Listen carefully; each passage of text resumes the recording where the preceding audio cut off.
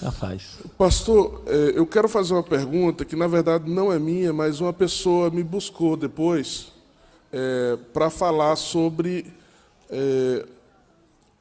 o tema da pornografia. Uma irmã da igreja fez uma pergunta no caso de a pornografia ela é uma espécie de adultério. Essa foi a pergunta. Mas, conjuntamente com essa pergunta, outras consequências disso. Se é um adultério ou não, se a pessoa tiver que fazer um tratamento, o homem, né, ou a mulher nessa situação, tiver que fazer um tratamento e não houver um avanço, é um caso para separação, para divórcio? Boa pergunta. Veja bem. Deixa eu só arrumar aqui para você. Faz favor.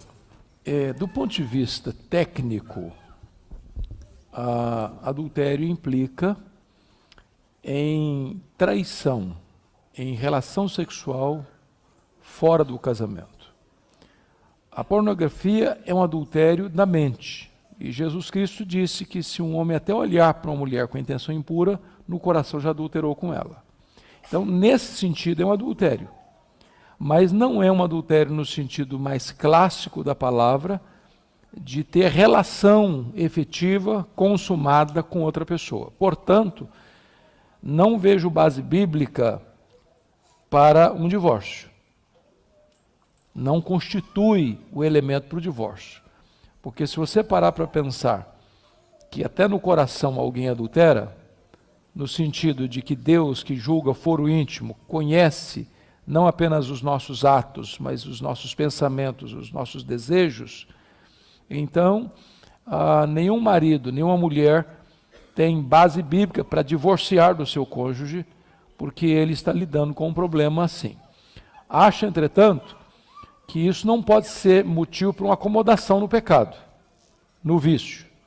Se uma pessoa está enfrentando um problema de pornografia, duas coisas precisam acontecer. Primeiro, a pessoa precisa reconhecer que isso é um pecado, grave, gravíssimo. Primeiro, precisa se arrepender. Porque hoje nós temos também um outro aspecto na sociedade que chama pecado de doença.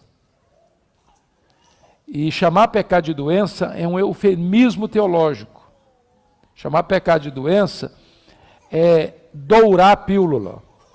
A pílula. É amenizar a situação. Porque se eu sou doente, eu não sou culpado, eu sou uma vítima. Então, se eu sou uma vítima, eu preciso de tratamento e não de arrependimento. Então, nós precisamos deixar isso claro. Então, primeiro é preciso se arrepender, é um pecado. Isso não significa também dizer que essa pessoa não precisa de ajuda, de tratamento, de acompanhamento, de confronto. Porque o maior problema da pornografia, irmãos, é o problema da solidão, do anonimato. Toda pessoa precisa de uma palavra que vocês usam muito aqui, accountability. Você precisa de prestar contas a alguém e permitir que alguém da sua confiança confronte você. Eu estava aqui nos Estados Unidos, estudando, e recebi um telefonema anônimo. E a mulher me diz: pastor, eu sou membro de uma igreja, meu marido é membro da igreja, meu marido é viciado em pornografia. Ele está no último grau de fundo de poço. E agora o que ele está querendo de mim é que eu me deite com um amigo para ele assistir a cena. O que é que eu faço? Esse amigo frequenta a nossa casa, é mais jovem e mais bonito que o meu marido. Eu não aguento mais a pressão. O que é que eu faço? Eu disse para ela ao telefone: confronte seu marido. Se ele não se arrepender, abandone seu marido. É melhor você ser uma mulher divorciada do que ser uma prostituta. Porque se você ceder à fantasia do seu marido, você vira uma prostituta. É caso diferente. É caso diferente.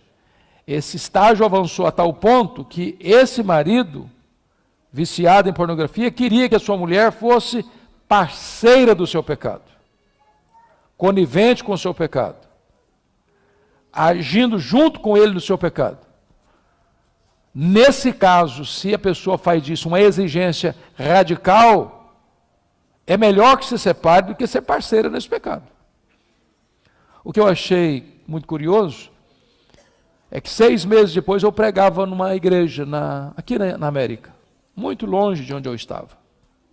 E à porta da igreja uma mulher me cumprimenta e diz: pastor, eu sou aquela mulher que ligou para o senhor tal dia, tal hora, sobre tal assunto. Eu disse: minha filha, o que aconteceu? Ela me disse: eu confrontei meu marido. Ele se arrependeu. Ele me pediu perdão. Deus mudou a vida dele. Hoje ele é um outro homem. Deus salvou o nosso casamento. Pecado tem que ser confrontado. Pecado tem que ser abandonado. E pecado confessado e abandonado é pecado perdoado por Deus.